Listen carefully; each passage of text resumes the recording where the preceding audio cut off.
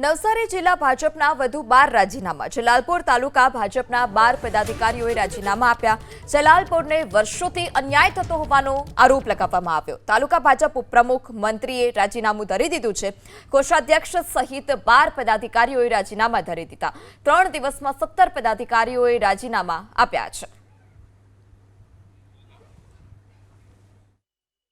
જોવા જેવી વાત છે કે સતત જલાલપોર તાલુકો આરસી પટેલ ભાજપના ચૂંટાવા પહેલા જલાલપોર તાલુકાનો ગૃહમંત્રી હતો, જેની સાથે લડીને કાર્યકર્તાઓ આરસી પટેલને જીતાડીને ભાજપને મજબૂત કર્યું છે। છતાં પણ જ્યારે પણ મંત્રીપદની વાત આવે ત્યારે નવસારી તાલુકો કે પછી ચીખલી તાલુકોને જ મંત્રી પદ મળે છે। જલાલપોરની સતત અવગણના થઈ રહી છે, એનો પણ કાર્યકર્તાને ખૂબ આક્રોશ છે।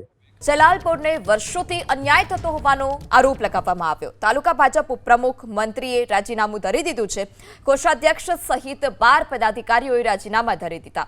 3 દિવસમાં 17 પદાધિકારીઓએ રાજીનામા આપ્યા છે।